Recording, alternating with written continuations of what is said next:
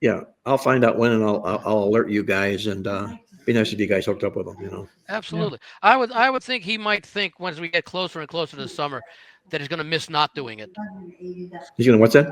I'm He's going to going to tell you, miss not doing it next year. unless you have a Really lot bad. of hobbies, it's very difficult to retire. Exactly. I've seen people just destroy themselves by retiring. They have nothing to do, no reason to get up. Then I see some other people that have like 4 or 5 different hobbies, and they're fine. Yeah. But when you wake up and don't have anything to do, anywhere to go, anywhere, well, I'll tell you, that's rough. And that ages the body even more from inactivity, mental and physical. It depends, I guess, how people are driven. What's in their DNA. Some people who I think live to retire and do nothing. I don't want to call them lazy people, but maybe they've either overworked their life and are looking forward to not having to commit themselves to working. But if you're active, you want to find something to do for sure. And you mentioned about getting lazy, Jim. People also, if they do that, they don't exercise either. Exactly. And that's a key critical factor when you turn older is to exercise. I've been in the gym 4 days every week, 2 hours each time. That's 8 hours a week. I'm in the gym. And I can guarantee your mind's much sharper when you walk out of that gym every time. Well, I feel better. Everything's better because of it. Now, 4 years ago, when I had all those medical issues, I never thought I'd be back in the gym again. So I'm not forgetting that, and I'm going to keep at it, because even though I had to drag my ass there, I'm going, because I don't want to be back where I was then. No. I mean, you're laying around. I had a fucking catheter in for 90 fucking days in a row. Gee. I speak to a lot of people around my age who are basically at retirement, and they say retirement's great for about the first 2 to 3 weeks. Then they're looking for something to do. And a lot of them end up taking part-time jobs, not because they need the money. They need to be out there amongst people doing things, being active. And, fortunately what we do, our routine is, 7 days a week, where our minds are always sharp. And, especially here in Vegas, if you go around to the books, you're getting the activity very often. But a lot of people who aren't into sports and just have, the normal type of, let's say, 9 to 5 or one shift jobs, they find that after about 2 to 3 weeks, they miss doing something. Absolutely. And that's where Walmart greeters came into being. I was going to get one of those jobs where I could wear like a bear hat and stand on a corner with a big sign. Oh yeah, with waving in the wind. Oh, yeah, I thought I could it around. I could probably do that till I'm 100. Twisting and turning every which way. Good luck with that, pal. I wonder how long it would take to wear that one out. Yeah, 10 minutes. Yeah, I would say less than an hour for sure. Wow. So, Andy, how did you make out on the Super Bowl? I know you had the Eagles. I believe I had Eagles. Eagles over Chiefs and Chiefs over Eagles. For the game itself, I did have the Eagles and I did have the under, about equally weighted. So the game certainly, I didn't expect it to be as lopsided. Well, actually, I didn't expect Kansas City to be. I don't know if it was Kansas City being that inept or the Eagles defense just being totally well prepared, because we all heard the stat about Mahomes and his record against Vic Fangio's defenses. I think it was like 5-0. So clearly they had a way of attacking what he did, but I think they did the right thing. They basically said, okay, we're not going to blitz. We're going to rush 4 guys, force Mahomes to get rid of the ball sooner than he would like to, and take away the downfield coverage, which he liked to go for. So basically saying you're going to have 3 seconds to make a decision. And I think that worked, and they could never really correct from that. Yeah, a masterful job by Vic Fangio, the defense. I was tweeting back and forth with Howard Eskin in Philadelphia, who was their sideline reporter until something ugly just happened in Philly. He no longer is. Yeah. But, the comment I made was the MVP of this game is the Philadelphia defense. Oh, the offensive defensive line was incredible. Yep. And didn't it look like the Georgia Bulldogs football team that they drafted that won the national Yeah. championship. I think it was the Yeah. Georgia Bulldog team. And I thought Philadelphia's game plan on offense was outstanding. I said before the game, Barkley's going to get his yards, but they're going to be keying on Barkley. So that'll open up the passing game for Jalen Hurts. And he had the receivers. And what was it, like the third play of the game? He got the first down, and they kept passing ever since. And yeah, Barkley would get us to the overall. I forget what the numbers were, but Philadelphia, I think they averaged under 5 yards per play overall because they held Barkley in check. But that didn't stop Philadelphia. That's exactly what Philadelphia wanted to do. Become two-dimensional by giving up the one thing that has won for them all year. You take Barkley's stats out of it, I wonder what their yards per play were. Yeah, I'll bet you it was much, much prettier for sure. Yeah, because I mean, they were like you said, they were just keying on him. He was like the sacrificial lamb for the offense, and it worked out perfectly. And Kansas City could never really adjust that because they know. And what was the stat on Barkley? I think 7 runs of 60 yards or more this year.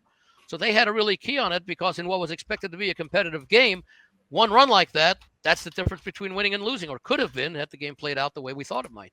I know Jalen Hurts won the most valuable player, but honestly, he played great. And yes, he did. And he did 2 years ago as well, even though they lost that game. His 2 Super Bowls were really, really good. And I got to give him a lot of credit. I mean, he benched at halftime by Alabama, moves to Oklahoma. He's never really gotten a lot of praise from the media but he is stuck to it. And the 2 Super Bowls, he shined in both of them. He's not had a bad playoff career at all. His numbers were really good. I think he had like a 93.6 rating, which is really good. I think he had 10 touchdown passes and 2 picks, and he improved on that in this game here. So he's going to go down as one of the better quarterbacks in Super Bowl history. Unless obviously he throws a clunker in there. But I can vividly recall I had a real good friend of mine who from Birmingham, Alabama. He was in the medical field, and he also happened to play football at Alabama. And we were talking. He had a big love for the game, and he didn't know what I did for a living. He just knew me. But he didn't know what I did for a living. So it came to the conversation about handicapping football, and he was like, "Oh my God, you do, blah, blah, blah, blah." And we began talking football, and then into the conversation came Jalen Hurts. And this was Jalen Hurts in his last year at Alabama. And it was his contention, and I firmly confirmed it with him that he felt Jalen Hurts would be probably the one player that comes out of this draft that's going to surprise the most. I think, correct me, Andy, didn't he go in the second round maybe of the draft, Jalen Hurts? Yes. Yeah, I believe he did. And, he was sort of like, some people thought he was almost like Lamar Jackson 2.0. Not quite as all around, but not far behind. And his career has proven that. He's been a big part of the Eagles running game, including on Sunday.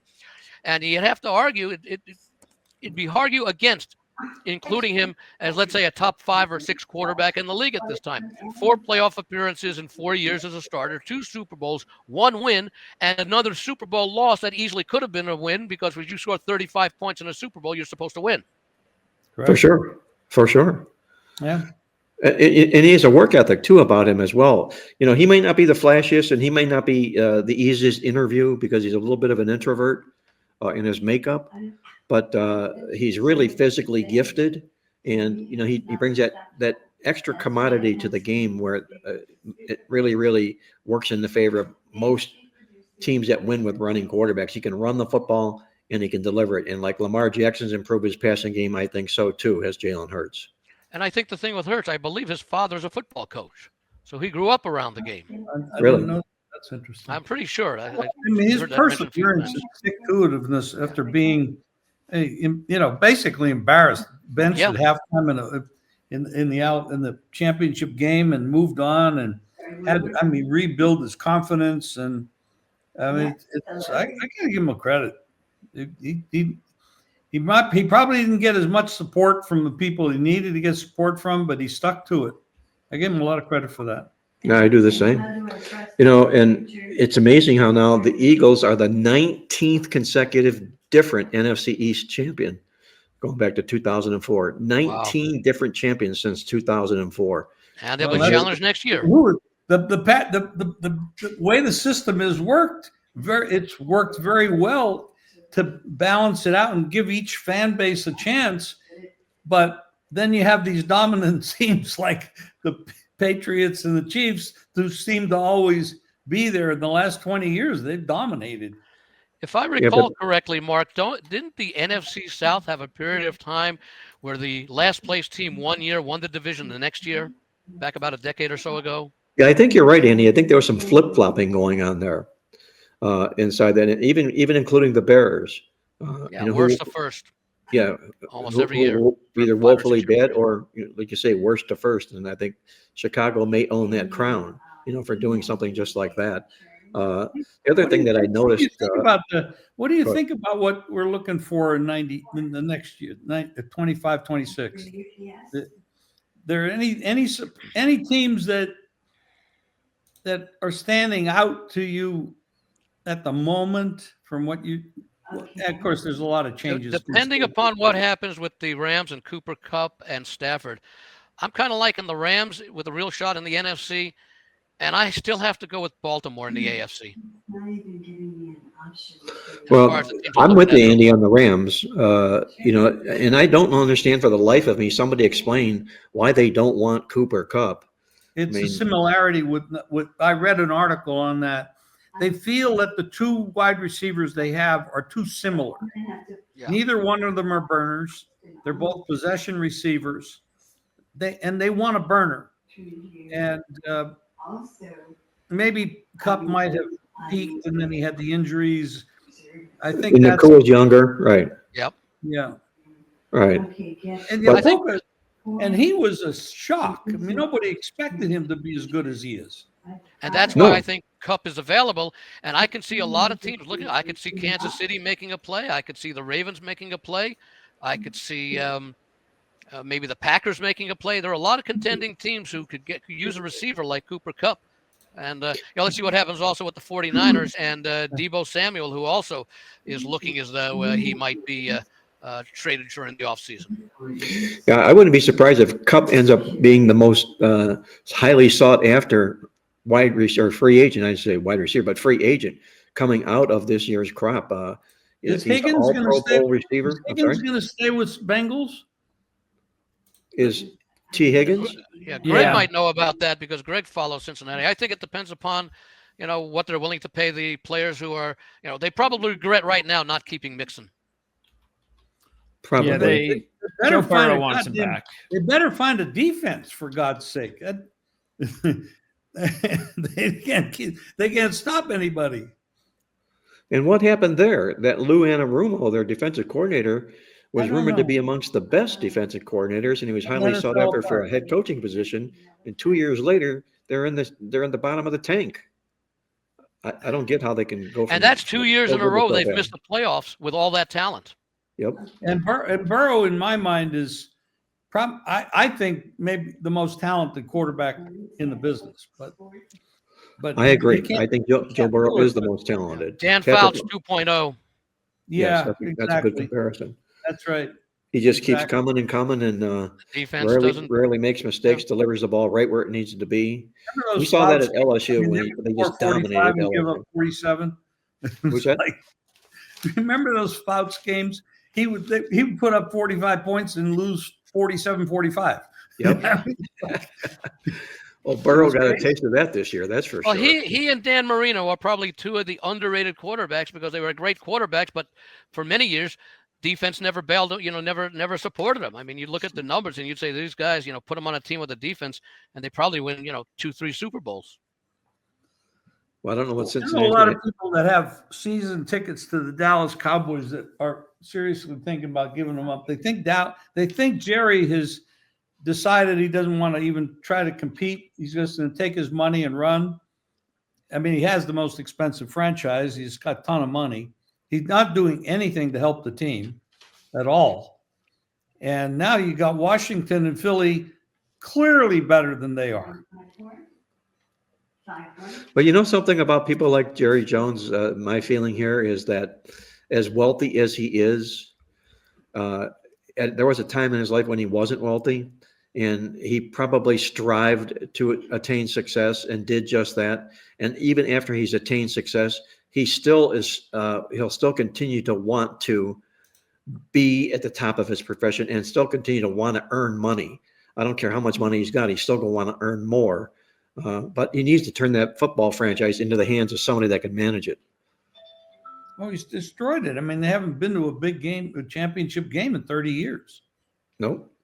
Yeah, with a lot of If talent. college football can hire general managers, so too the Dallas Cowboys need to do something and let that general manager run that football program. Yeah, anything would be better than what they're doing. Greg DePalma, we haven't heard a lot from you on the show here. Did your vocal cords burst out on you in that game? I know it's No, not at all. No, that was actually the most disappointing thing about the game was just the fact that you could tell immediately on the first couple of possessions that Patrick Mahomes was not on. Even before he started to get a pass rush. It was that first pass he threw on second down. After they got the first down, he throws it behind Travis Kelce, which would have picked up a second consecutive first down. That stopped all that momentum. Then the very next drive, that one pass that he threw, he throws the ball to the feet of Kelce.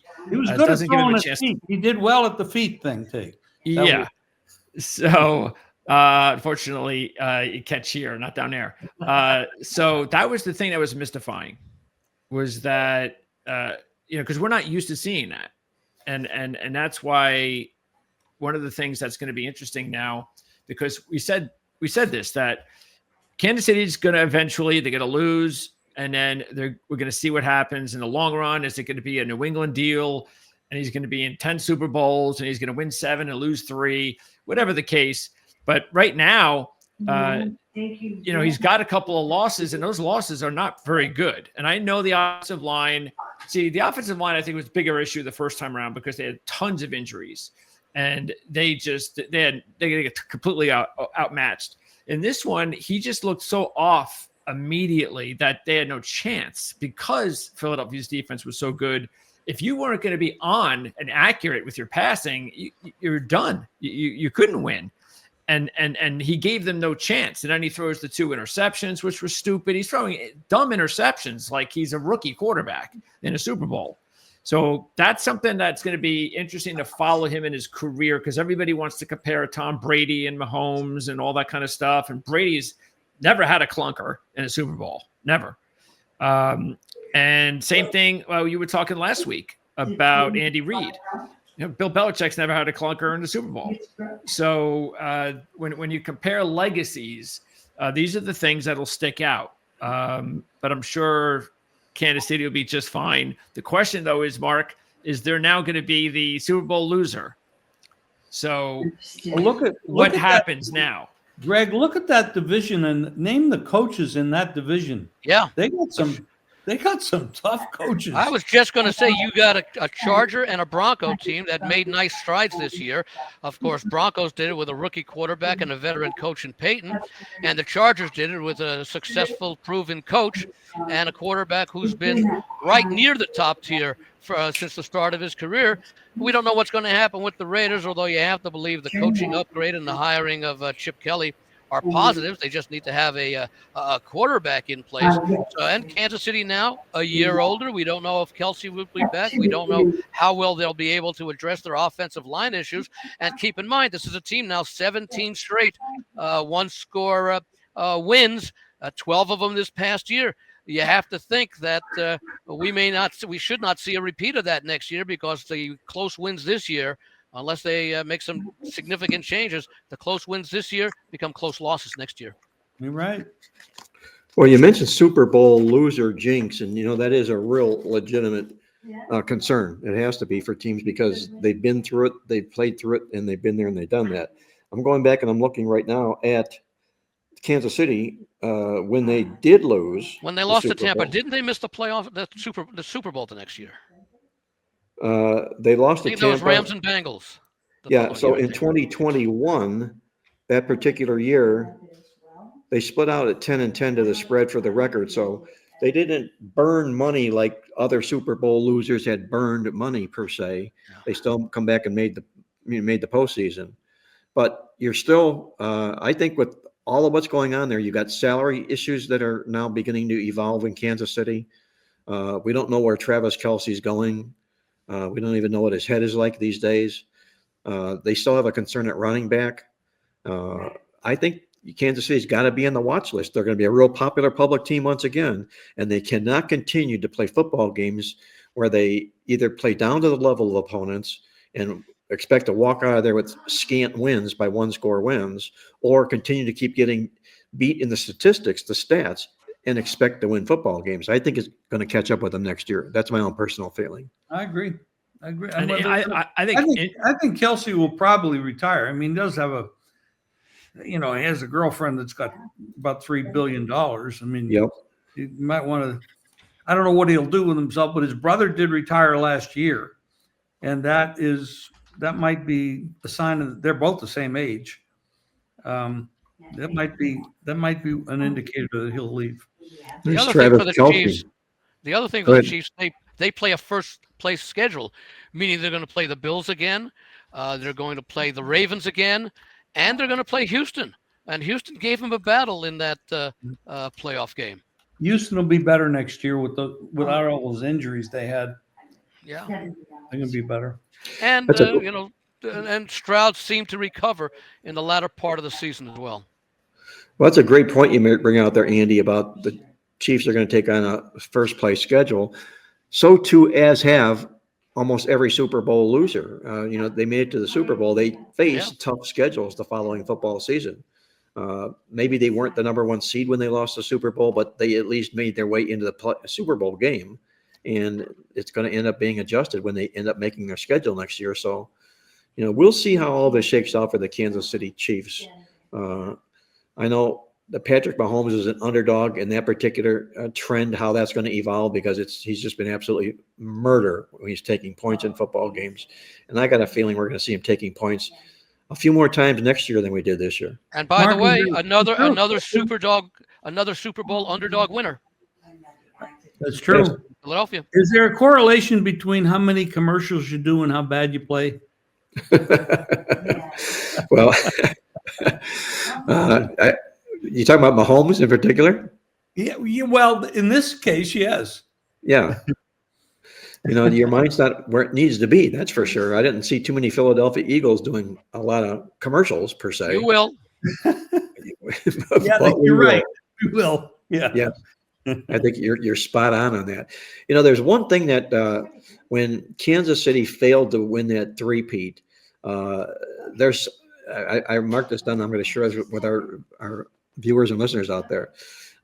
There still remains 16 teams in the major sports, the four major sports, that have won back-to-back championships. Only 16. And two of them are in the NFL. They're both the Green Bay Packers, who we talked about on the show last week, from 65 to 67 when they won that last NFL championship before winning back-to-back Super Bowls. Also, you go back to 1929 through 31, Green Bay did the same thing. They won three consecutive. I'll take your word for that one. Okay, well, Andy, we were both there at the game. What are you talking about? Yeah, but we had bad seats. But in Major League Baseball, and Andy, this is your shtick, there's been four Major League Baseball teams that have won back or more.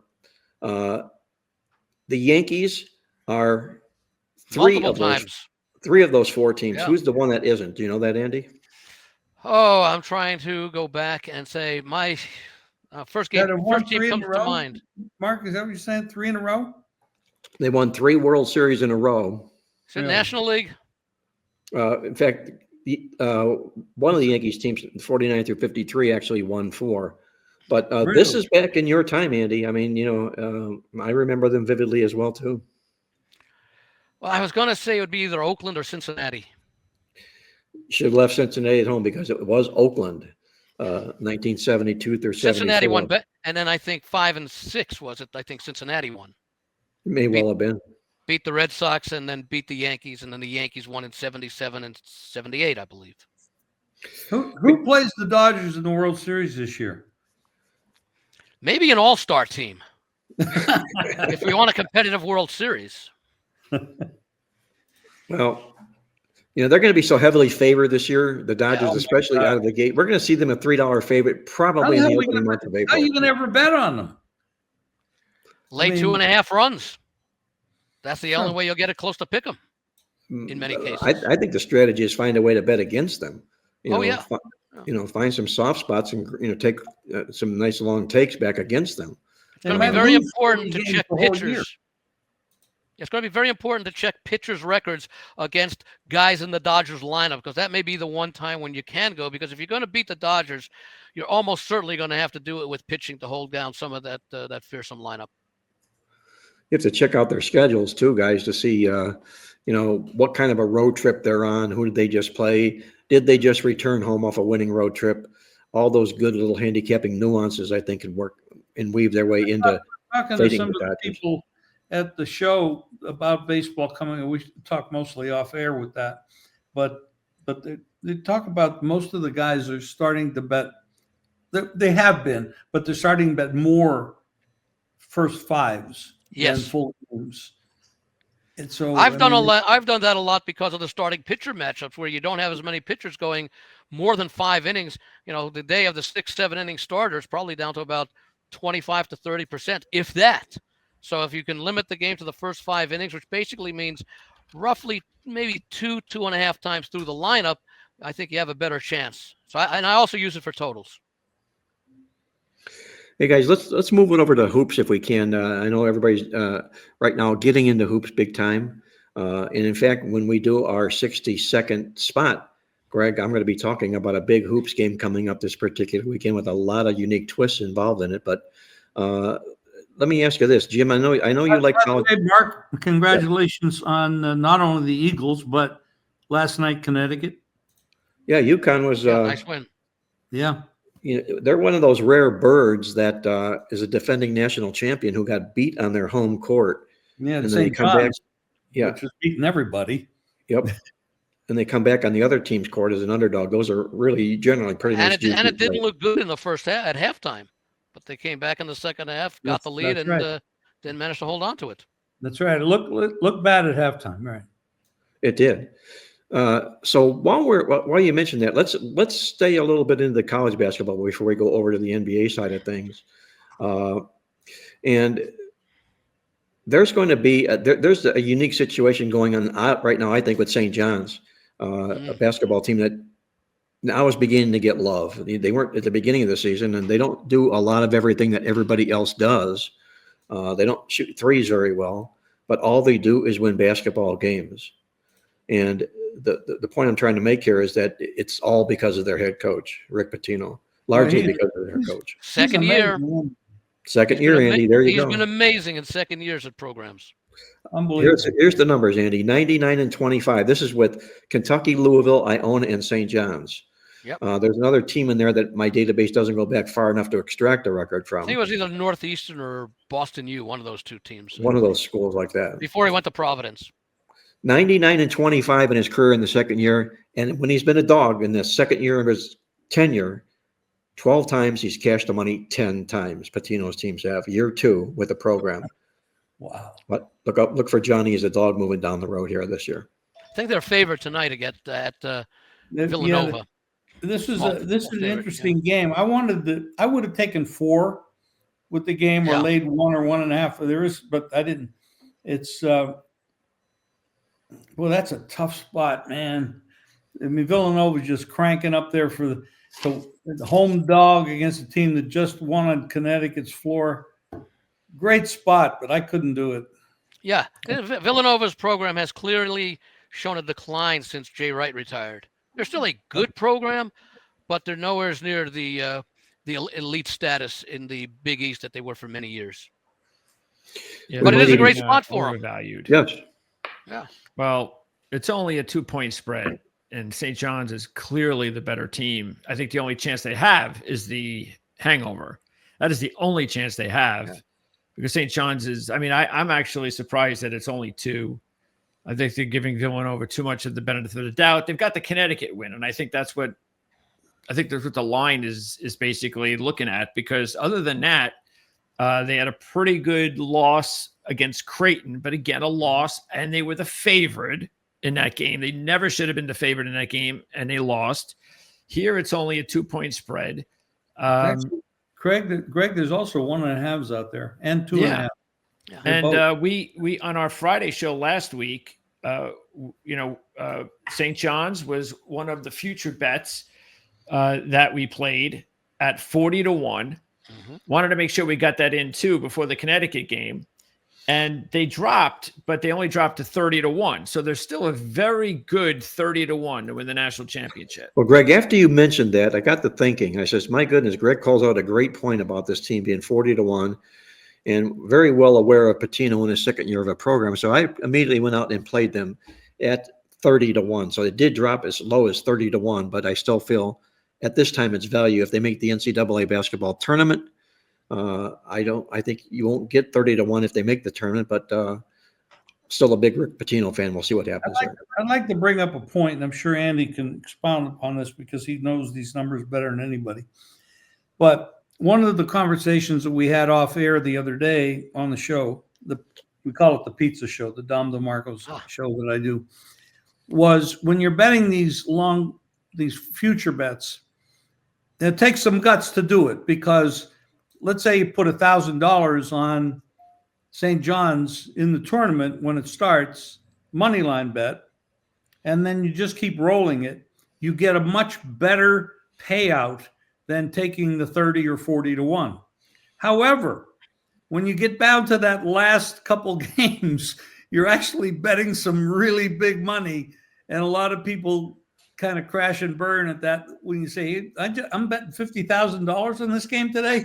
Because that's if you want to win 750,000. You are, Well, they want to take some of it off the table. Normally, people take some of it off the table, which I think is smart to do. Maybe take some off the table is smart. But now, Andy? You have numbers on that?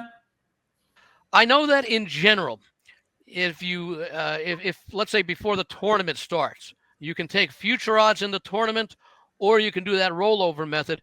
More often than not, the rollover method works out. Now, the only time it may be a little difficult is if you've got a team that's on a nice little run where they're underdogs, and then they become favorites after they've won, say, 3 tournament games, where you were expecting them to be underdogs throughout, but because of the teams that other teams knocked out, you've now got other underdogs that your underdog is now favored against. But normally they say that in most situations it's better to roll over the money game from game, starting with the round of 64. But you're right, a lot of people may not have the discipline to let it run out. But that's no different than having those 40-1 odds before the tournament starts and deciding at some point you're going to do a hedge. As I've mentioned many, many times, and some people agree, some people don't, that the risk is being in position to guarantee yourself a profit. So if you're able to be in a position where whatever you do, like Scott Pritchard the other day, his risk was having the Eagles make the Super Bowl. He's guaranteed a profit if he wants. Now it's a question: does he want to let it ride? Does he want to hedge part of it or all of it? Because the risk, he'd already eliminated the risk if he wants to. I thought in essence, that's what you're doing here. From yesterday, and he did hedge, and he won close to 6 figures on it. Yeah. Well, what are we talking about dollar size? Because 95% of our viewers don't have the capital. So where do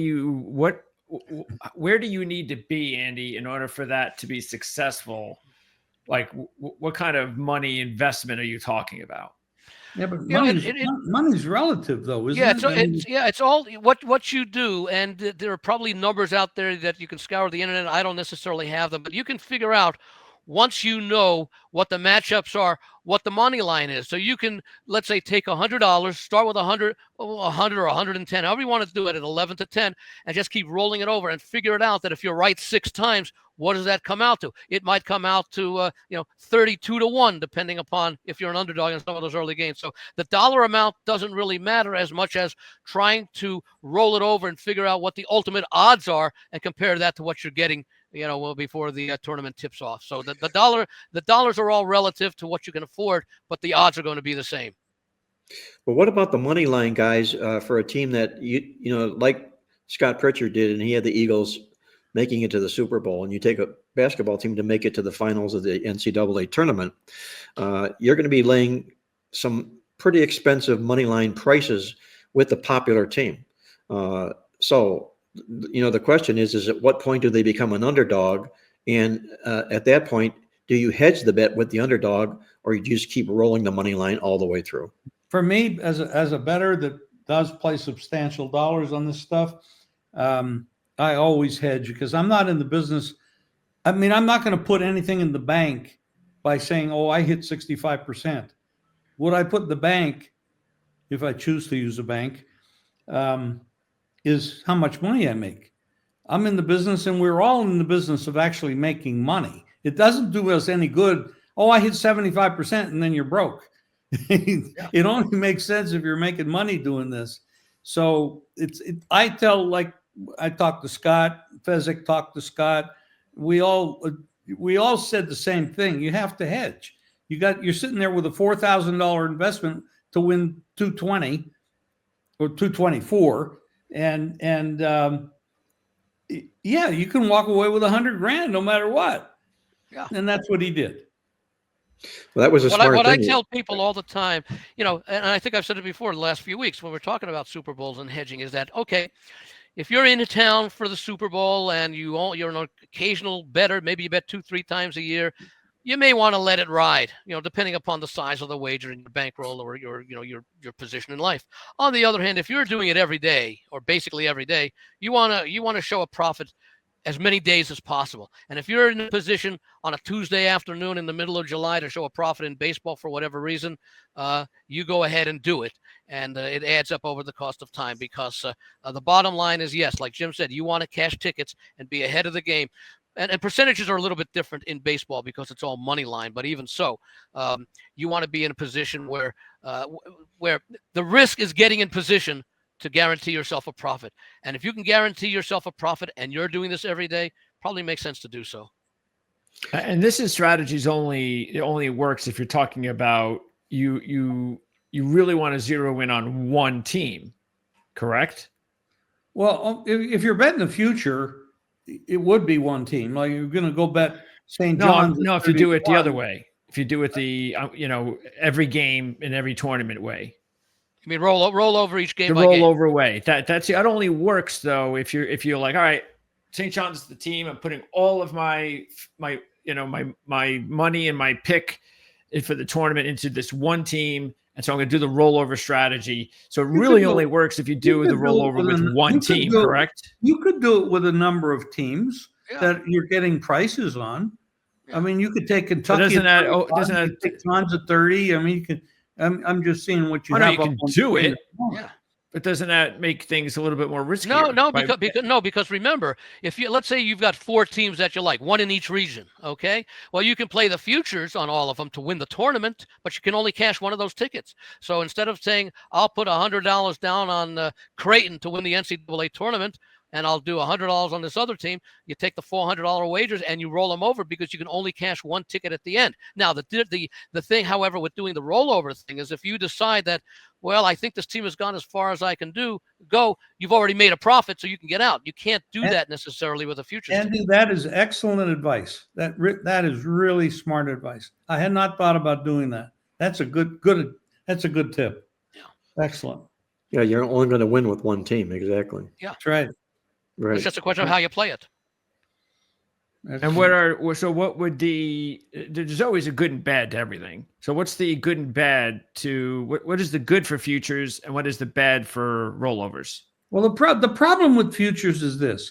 If you're a bookmaker and you see St. John's and you say, okay, I'm going to offer 30-1 because they're a popular team, the real odds may be 50 or 60-1. Mm-hmm. Okay, so you're really getting robbed. I want to know what the good is for the future. You've already kind of said that there is no good at betting a future. None. Well, the only thing is if you're not going to ever get the right price. Like a 2-team parlay should pay more than what they pay. They rob you. That's the problem. The only way I feel, Jim, that I made a good move in betting a college basketball tournament future is if I bet the games now as opposed to when the tournament starts. And I've got Johnny's at 30 to 1 now, figuring that when the tournament gets here, if Johnny's is there, they win the Big East. Let's throw that in there. Then all of a sudden they're 12 to 1 or 15 to 1. Yeah, that's okay. So then you beat the later price. That's perfect. okay. Yeah. That's See, important the to note. thing then. with Greg, what you asked is that the advantage of playing the future is you know exactly what you're going to win if you win. And then it's a question of how the tournament unfolds, and would it have been better off to roll it over? Now, remember, when you're making that bet on St. John's at 30 to 1, when the odds might really be 50 to 1, you don't know their path to the NCAA tournament because you're holding a ticket at 30 to 1. Once the tournament field is set and the games actually play out, the rollover might produce 35 to 1, or it could produce 25 to 1, and you're holding a 30 to 1 ticket because you don't know.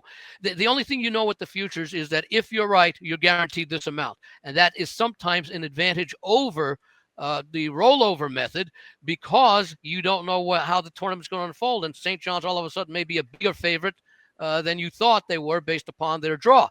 At the same time, and this is again what we talked about with the rollover method, you can quit anytime you want, and after you've won the first game, you're probably already shown a profit, of course, of something, and then hopefully you get 2 to 3 wins. And if you can make it to the Elite 8, that means you've won 3 games already in the rollover. So it sounds like to me then Here's a perfect example, Andy, of what you just talked about. You take one team in each division, region.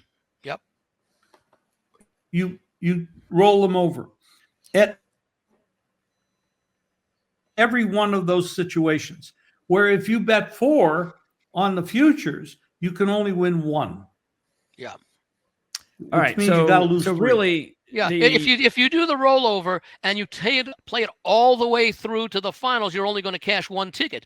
But because you're rolling over 4 games, you can hedge, you can pull out anytime you want. So theoretically, with the rollover method, you can end up cashing out. Now you may not get the full odds that you had anticipated because you're pulling out early, but you may end up being ahead because let's say all 4 teams that you've rolled over, you'll have won 3 games if they all make, let's say, the Elite 8, or they will have won 2 games if they make the Sweet 16. So you could end up cashing 4 tickets, not at the full odds, but you'll have shown a nice profit anyway because you've already passed the risk of getting to those, let's say, that 3rd round of the tournament. All right. So basically what I've deducted here, and I'm glad that Mark brought this up because that was what I was looking for, which is because this is the reason I do it. I do futures sort of like what we talked about the last couple of weeks, Jim. It's about getting the number before you think it's going to drop. Like, you know what? Like we did. Because we went ahead with now we had already had Florida. You bet Baylor at 130 to 1. Yeah, we had St. John's at 40, UCLA at 90, and Baylor at 130 for the reason of not saying, well, all these teams are great, but I think that this is going to end up being a bargain number by the time we get to the tournament. If these teams get on a roll, then I have them at this number, which is going to be a much better number than it would be. But in the other way, if I'm only talking about, hey, it's the week of the tournament, then the rollover strategy obviously then makes a lot more sense. So yeah, that I'm glad that we got that straightened out because that's the whole reason I like to do futures. I like to do futures based on I'm projecting that I'm getting a bargain and I want to take advantage of that. And you did get some good bargains on those numbers, definitely. Yeah, Florida's now down to 11, and they were 21 just before they had the win against Auburn. Yeah, so now they're down to 11. So I had them at 17. They went to 21. Now they're down to 11. So SEC is going to be very difficult to handicap. They would get what? What are they talking? 12, 13 teams in the tournament because the league is so large right now. But they're going to knock each other off. So maybe now you want to take a look. Like I like Alabama, but not at the current price. Hey guys, can we do this? Let's move it over to the NBA side of things, and then we can get into our 60-second spots and let Greg rack things up here. I know, Jim, you like college basketball. Do you follow the NBA or not? Correct me if I'm wrong. Well, I do, and I get a little help. And Okay. Right now, our record is on our posted record on NBA is 43-20. Nice. Excellent. So you got a lot of help. which is better than I could ever imagine, because I have a whole lot of trouble with all the garbage they do in that league. But somehow we're dodging bullets and dodging raindrops and coming out. We're playing on back-to-backs. We're playing more tired team, playing against we're doing all kinds of things like that to get around the obvious change, with the load managements and all the stuff that's going. It drives you crazy. But somehow we're 43-20, and it's making us money, and I can't complain. What stood out the most, Jim? 43-20. If you go back to the start of the season, that's almost like 43-20. That's about one play every 2 days, which is selectivity, and that's the key now. It used to be. We are very selective. Absolutely. Andy, he just started last week. Okay.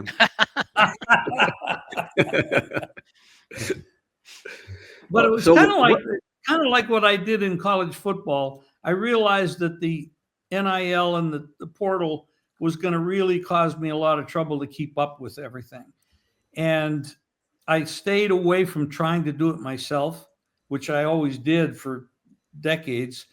And I had a good year. So I'm going to I'll repeat that next year, because if it ain't broke, I'm not going to try to fix it. And I've had trouble in college basketball because of the same reason. I guess I was just a little stubborn, because college hoops was always one of my best. And I did not do well until about 2 weeks ago. And now I'm almost 3-1 on my picks in college hoops the last 3 weeks. So that's because we started our show together. That doesn't hurt, but I'm telling you, Greg knows basketball, and we talk about it, and we get in depth, and it works. It helps. It helps. Well, what's been the biggest surprise then, Jim, to you in the NBA so far this basketball season? Well, the biggest one has to be the trade that just happened that nobody can understand.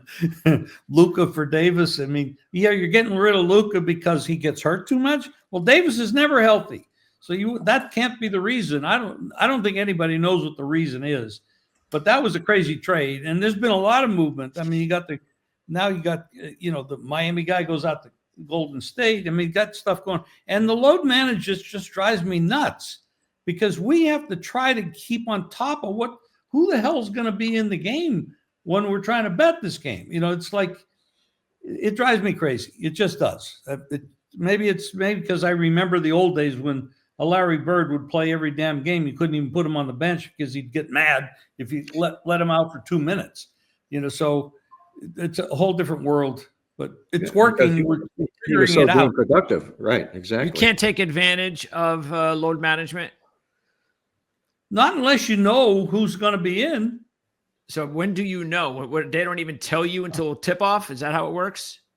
A lot of times they never tell you. Wow. And we got to dig by contacting people, and we contact people that are at the games, and they can tell us who's warming up, for God's sake. Yeah, isn't that surprising, because if the NFL was silly enough, which they're not, to have a rule like this, even though if they wind up with 20 games one of these days in the NFL regular season, you might have to force players to sit out games just to keep them alive. But it's analogous of, okay, Patrick Mahomes is going to play Buffalo, and it's going to be Josh Allen against Patrick Mahomes, and all of a sudden Mahomes says, "I'm tired," and they end up starting another guy. Now, probably pick them or close to pick them, and all of a sudden it's now 6. Why is it 6? Well, because Mahomes isn't going to play. Yeah. Well, that's what you're dealing with. Well, that's the strange thing. The NFL has better rules than that. Yeah, but if the NFL had that rule, you would think, and you would know that you would trust that they would be smart enough to be like, because of how much money is spent on gambling, that they would have to tell you in advance who's not playing and give you enough time. Well, they've fined teams over the years for misleading information with let's say the Friday evening or Saturday injury morning report. Yeah, exactly. Now the NBA, I'm surprised that I mean, look, nobody wants this load management crap, but I'm surprised at least the commissioner doesn't have a rule that says, all right, if you're going to do it, you have to let people know in advance. Well, see, Well, the the trade-off to that is the fact in my that opinion, we now have in-game betting, so that if you don't get the lineup you want, and because the NBA is known for its dramatic swings, 10 points here and there is not uncommon in a game, you can get off or make a decision once you know what the lineup is, say, a little middle of the second quarter, and have an opportunity. Well, I guess as a starter, I saw a stat about the ratings on the NBA viewership is down in participation or Substantially, people right. going down 53%. How the hell do you manage a 53% drop and still be financially viable? It's because of the brand of basketball they're playing, Yeah. Jim. It's 3-point shots. Who wants to watch 3-point shots continuously every night? The players, the resentment for the players, their salaries, their approach to the game. Then you combine that with an all-star game that continually can't get fixed. It's sort of hard to draw a lot of love into the NBA these days. And I think Adam Silver's got a big job at looking ahead to get the NBA back to where it was. Keep in mind that you now have 10 out of the 15 teams in each conference making the playoffs, since they expanded with those play-in rounds of you've now got 7, 8, 9, 10. So, there are more meaningless games in the regular season than even before, because 2 more teams know, hey, all we have to do is get in the playoffs and then we've got a chance. That's why a lot of people don't bet or don't watch the NBA until you get to the playoffs, where basically at that point, virtually every game matters.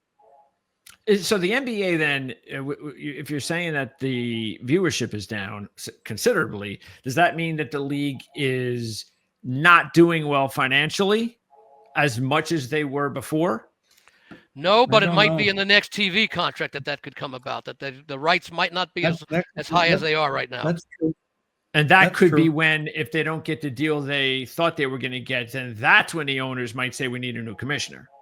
Or we need to do some sort of dramatic action. I mean, Because they tried by saying they tried by saying you have to play, 65 games to be eligible for the MVP award. Who cares? These guys are making millions upon millions of dollars. Yeah. So they'd rather sit out the time than win another trophy. Yeah. Well, the that's trophy the reason why. What about the family that has, husband and wife, they have 5 kids. The kids love basketball. They take the kids to these tickets are expensive. And they go there to see these stars, and then they get there and they find out the stars aren't even there. Yeah, and they're buying $10 hot dogs. Yeah, right. That's fun. That's the old Joe DiMaggio. Why did he try so hard every day? Because there's someone in the stands who may have never seen him before. But we're talking 67. We're talking about 80 years ago now. But that was the attitude. Plus, the players weren't making as much money. Even Joe DiMaggio, as good as he was and at one of the highest plays, they were not making. Those guys back then, they needed off-season jobs. Now, when I was paying attention to the league when it was fun, you could never get these teams here, odds-wise, to win a championship would never have a shot, because that was the NBA back then. So has that changed at all? At least, is there more parity? Could a 35-1 shot or a 50-1 shot, sort of like in hockey? We know in hockey it could do it. Can one of these teams make a run and win the championship? All you have to do is make the playoffs. Yeah. But I mean, is the NBA is capable of that nowadays? Is that at least something that you can do now in the NBA? You mentioned if somebody goes crazy from 3-point land, then they're hitting. When was the most last fickle stat in basketball? Just so you know, your connection is dropping, Jim. Did you know? Can you tell me when the last? Yeah. Did you know when the last upset was? The long shot to win. Who would that be? An NBA championship? Yeah, I can't Who recall. won an NBA championship, which would have been, wow, that team came from nowhere and went on a run and won the championship. Has that happened recently? I don't recall, Andy. Do you have a jaw-dropping team? The NBA is like one of the sports that I don't remember. Like I could probably remember most of the World Series winners and certainly Super Bowl winners, but the NBA is a little bit different. Although there's only been a handful of teams. We had the Golden State era. We've had other years. We had the Lakers. We had the Bulls, and those teams would win multiple championships at very, very low odds. So maybe what was it? Miami won a few years ago. I think that they might have been a longer shot, at least at the start of the season, but I can't recall specifically. But I know it doesn't very happen because you don't see as many upsets in the NBA because it's a 7-game series and it's the highest scoring of all the sports by far. And usually, if you're scoring more points or the game itself, the better team usually has a chance of coming out on top. In a 7-game series in baseball, you can have upsets quite a bit because it's a low-scoring sport. Hockey as well. And we see a lot of upsets in the playoffs in hockey. So none of these teams were long shots then, huh? Then what about Miami a couple years ago? That's when the one they that came to mind. they were like the 6th seed, weren't they? I don't know. It had to be a while back, Jim, because they made all that noise with LeBron and Dwayne Wade. They didn't win it. They didn't win it, Mark, but they went deep, and I think they got to the final. Was that after LeBron left the team? Yeah, this was just like two years ago. I want to say, did they lose to Dallas or something? Was that the year? I thought they lost or to maybe Denver the Lakers. Didn't they lose to Denver in the final 2 years ago or 3 years ago? Right might here. have been 2 years Right ago. here. Miami and Denver. Yeah. Yeah, right.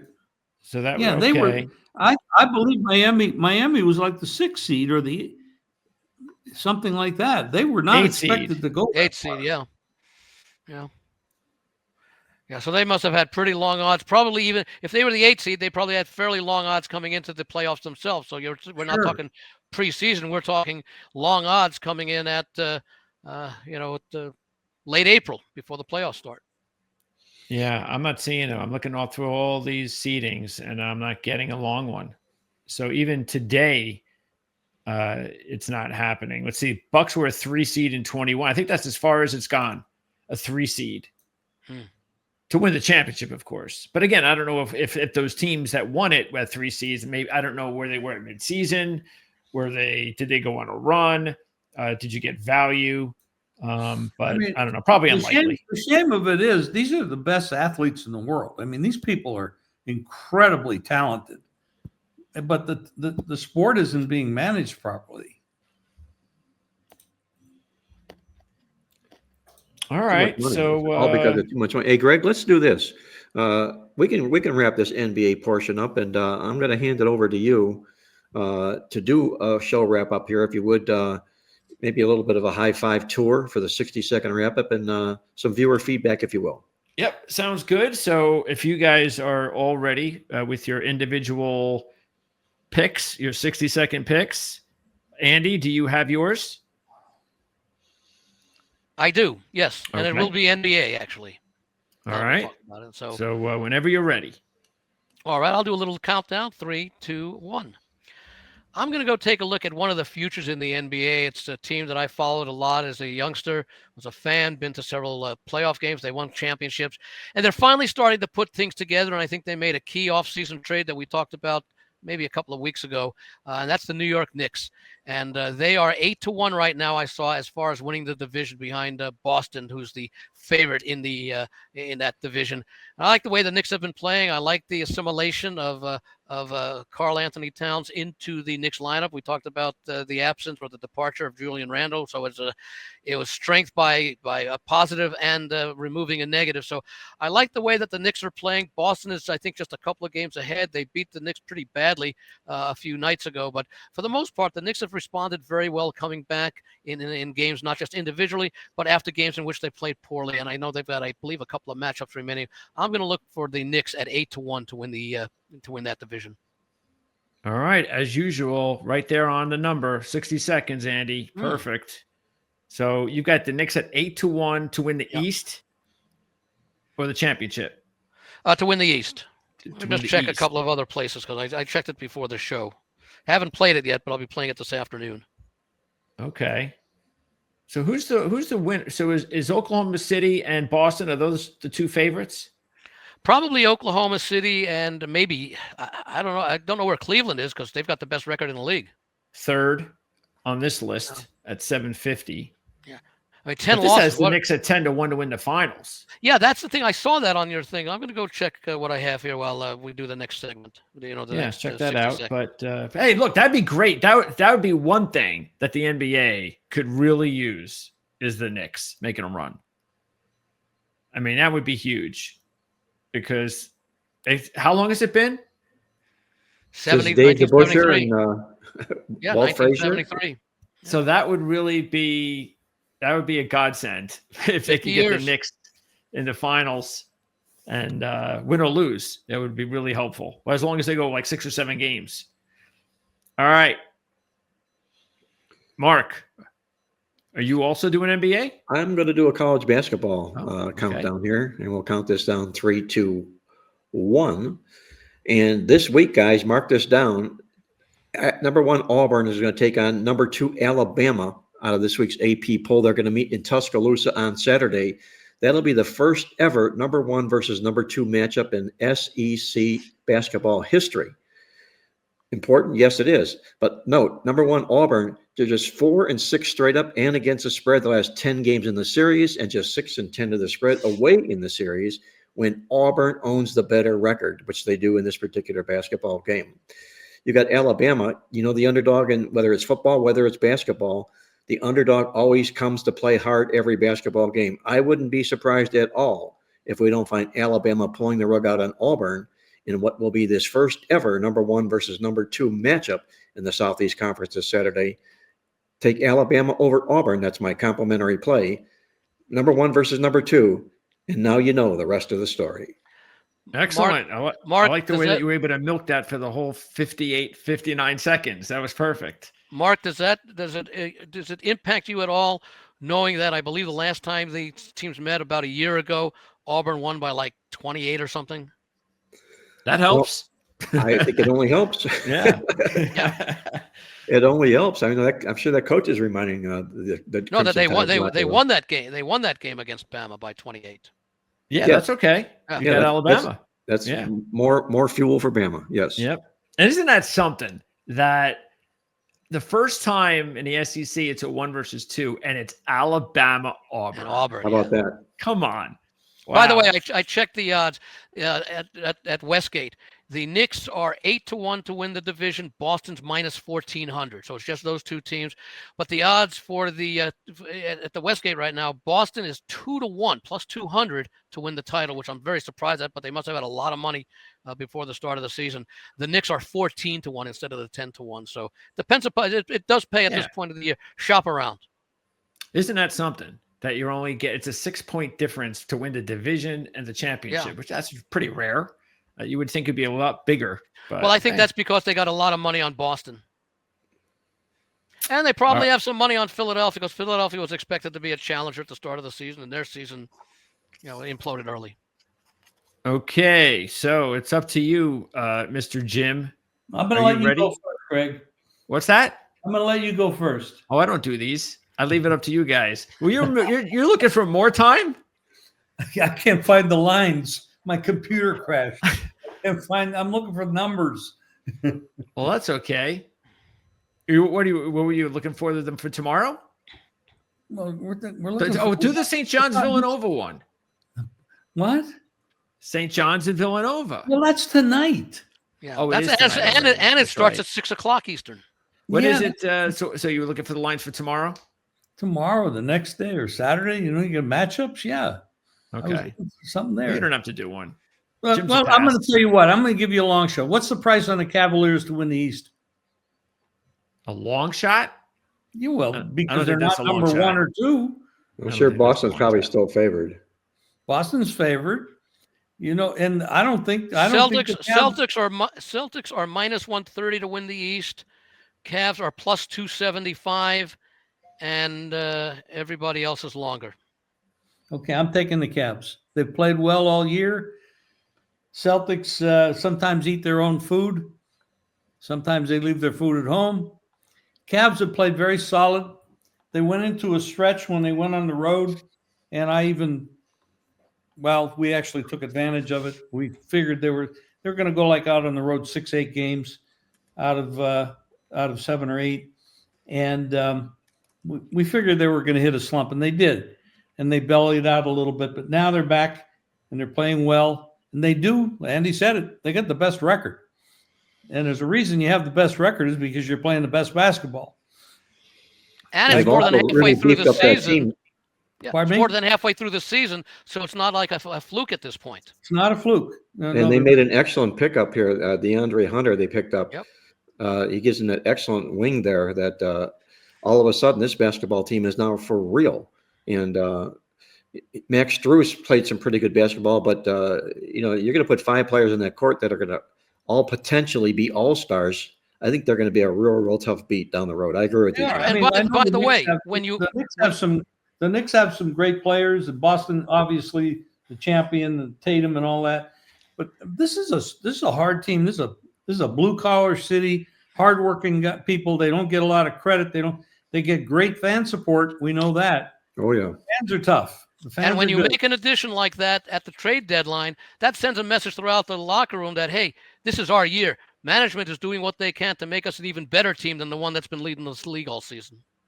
And Donovan Mitchell's a freight carrier, guys. I mean, they have the perfect guy, to lead them out of the port into this winner circle here. This guy is absolutely terrific. And he wanted to stay in Cleveland. That's the nice thing. He could have opted out and gone somewhere else, but he wanted to stay in Cleveland. Were they giving him drugs? Money. That's a drug. Chagrin Falls was the answer, Jim. No, all right.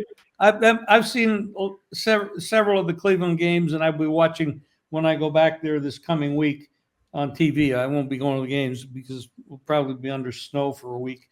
But they play really hard, and they're dedicated, and they know where they're at. I mean, this is out of the blue that they're playing this good, and they're the best team and best record in basketball. So they're serious, and I think you can upset these other teams. You can upset Boston. You could take the East. Okay. By the way, I did make one mistake. Oklahoma City in the West, 43-9, so they're basically a half game ahead for the overall. Right. But those Scott two teams Pritchard are clearly the best. Scott Pritchard made a good call. I saw his interview with Scott Spreitzer, which was an excellent interview on what was the show called? Bet This is what it's called. He did Let's Bet. Let's Bet. Yeah, We did did on YouTube. Yeah, he did a show with Scott Spreitzer, an excellent show. And Scott more or less told the history of how and when he came to Vegas, and the biggest influence in his life was you, Jim. And 35 years ago, I hired him. yes, and he was absolutely shocked. And he told the story, Jim. I'm gonna pass this along verbatim. He told the story that when he did his first couple of TV shows with you, he says, I went like 1-7 and 1-7 the first 2 weeks. And I talked to Jim and he says, I'm just terribly embarrassed. I don't know what I'm going to do. And he says, Jim just settled me down. He said, don't worry about it, kid. You're going to have weeks like that. Just keep going on. Yep. That was the spark. That's all it was he needed. He felt like he didn't let you down. So, but what I'm alluding to with Scott Pritchard is he called out a point in the show about the Oklahoma City Thunder. There's 2 players, Holmgren, and I can't recall the other guy, but when those 2 guys play, they're 43-4. Oklahoma City is this particular season, and they're playing right now. So they look like a pretty strong choice out of the West. All right. What does everybody make of the Lakers' chances now that they have Luka?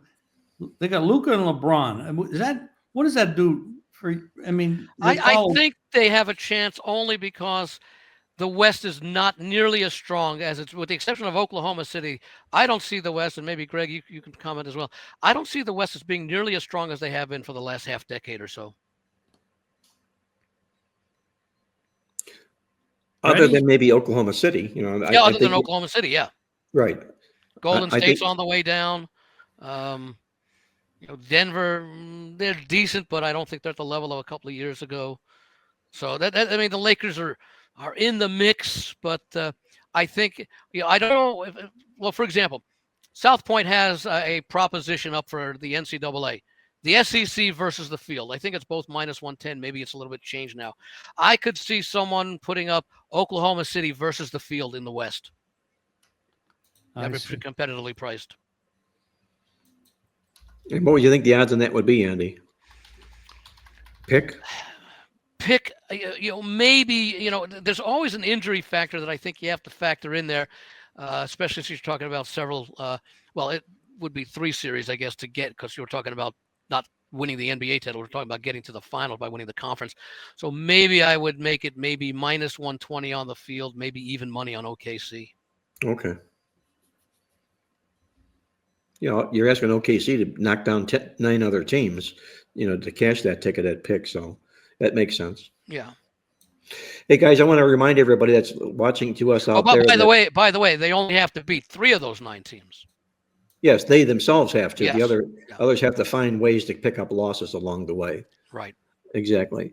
I want to tell everybody that this Playbook Against the Spread podcast is now part of the ProLine TV network. Mark that down, ProLine TV, where you can watch this podcast and many, many others. Greg DePalma, our producer, does a great job with interviews and other video guests that come onto the platform. If there's anything about sports handicapping or sports gambling that you're interested in, you're going to find it right here at ProLine TV. Mark that down, your one-stop choice for all your gambling information. And while you're there, hit the subscribe button. We'd love to have you subscribe to the show and hit the like button as well. We would certainly appreciate it. Okay, so let's wrap up. We have a couple of comments from recent shows. John Putnam wanted to say, great show, guys. And DP Jacobs 28. This is regarding one of our hedging conversations. If you go to the betting window, put down $5K on a 2-team future and leave the window, and the clerk goes, hey, I'll pay you $8K in pocket and let the rest ride. Not sure why that's not a decent opportunity. That's just like hedging. Wait, say that one again. Yeah, a clerk is going to offer you that? If you go to the betting window, put down $5K on a 2-team future, and you leave the window. Yourself a $3,000 profit. I'll take it right away. And the clerk says he'll pay you $8K. I'll go to another window. I'll go to another window and bet the same $5,000, and I still have $3,000 in my pocket. Yeah. And have one hell of a meal. Yeah. Yeah. No, that's a hell of a deal. I want to go there. Where did he do that?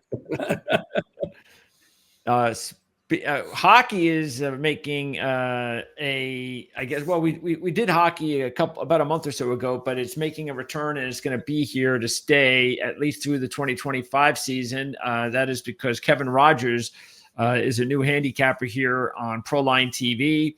We just recorded a sort of like a final third, because it's about 20-25 games left. So like final quarter of the season preview with this 2-week break. You've got the 4 Nations tournament that's actually going to be starting tonight. Huge hockey game on Saturday night between the USA and Canada.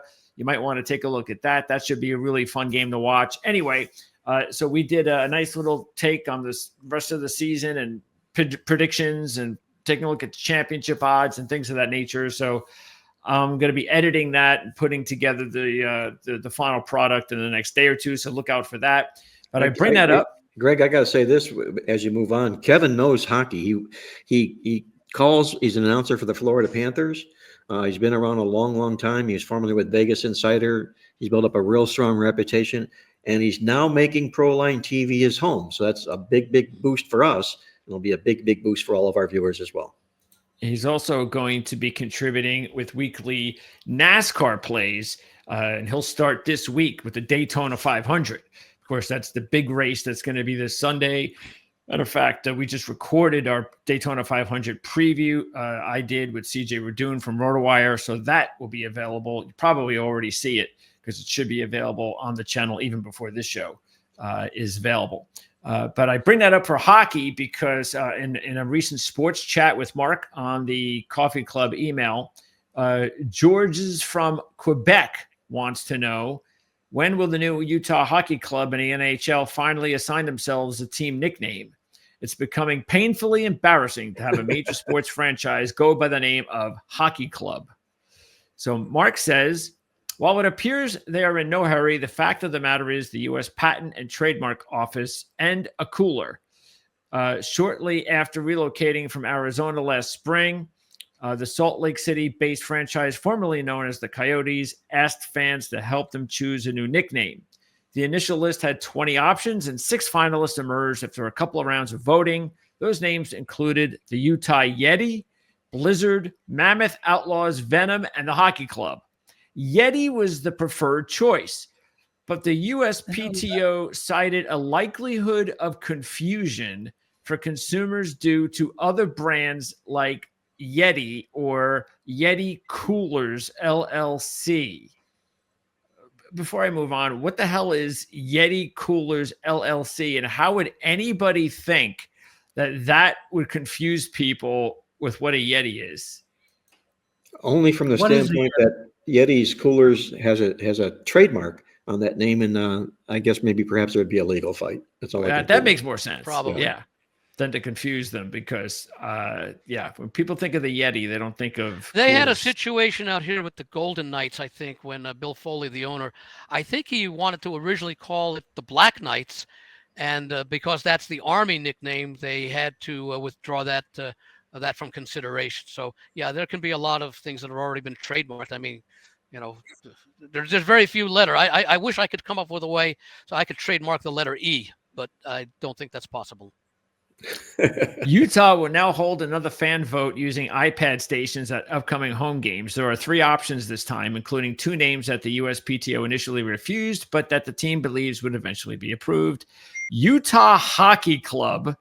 Yeah, that's real exciting. I think the fans can get behind that. I mean, how do you even cheer for that? I mean, go Hockey Club. I'd like to see I'll tell you what, there's actually a way that you could check. What were the sales of Washington football team jerseys for the couple of years that they had that nickname? Were they down significantly from Redskins or from other teams in the league? Or did they say, hey, it's kind of unique and maybe we'll get it? I'll bet it's a strong memorabilia item right now, too. Yeah. Yeah. Utah Mammoth. Okay.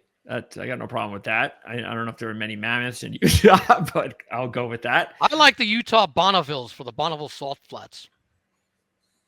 What's that? Utah Bonnevilles for the Bonneville Salt Flats. Bonneville was a car. It is a car, but it's also the Salt Lake. That's where they ran the cars. Utah. Okay, they ran in the desert, in the Bonneville Flats. Mammoth is considered the front runner. They had better pull the trigger soon before the league steps in and names the Salt Lake City Sloth, which is actually, I'd take that over Hockey Club, to tell you the truth. Oh, that's great. That wraps it up, Mark. All right, guys. By the way, we have a pretty damn good golf handicapper on Proline TV also that we should mention. And my pick for the Genesis this week is Colin Morikawa from Las Vegas to win it. Yes. He's from Las Vegas, Brady's Wow. pick. Wow, He nice. is now, yeah. Wow. He's been here a while. Wow. I gotta make that play because I drive a Genesis and you like him, so I gotta do that. I drive a Genesis as well. Nice. I got a 2017 G90. I love that damn car. That's exactly what I have, the G90, right? It's a beautiful car. But Yes, we'll see it what is. Morikawa does in golfing this week. But the 2 are tied. There's an omen there somehow, Jim. Is that the one at Riviera? Well, I'll tell you this though, Brady Cannon is a much better golf handicapper than I am, and he's on the site. He's on Proline TV. Yes, that preview is already available. So we put it out every Tuesday late afternoon. And yeah, this is a big one because it's a signature event. So Torrey it's a Pines. big money prize. Torrey And Pines. no, well, it's at Torrey Pines because it's normally at Riviera, but they have the fires and they That's right, canceled Riviera this year. So they've just played at Torrey Pines last month. So now they're coming back to Torrey Pines to play the Genesis, which is again going to be a big prize money. So all the top players are there. The only player that's not there is Xander Schauffele because he's dealing with a rib injury. Otherwise, all the top players are there. Okay, guys, that's going to wrap up the show for this particular show. We had a good show here, a little close quarters. We like that. We talked a lot about football, basketball. And just before I get out of here, one more time, a quick reminder, be sure to hit the subscribe and the like buttons and pass that word around, Proline TV, to your friends. Everybody's going to like it, especially come this football season. Until next week, once again, this is Mark Lawrence, reminding you to always remember to bet with your head, not over it, and good luck as always.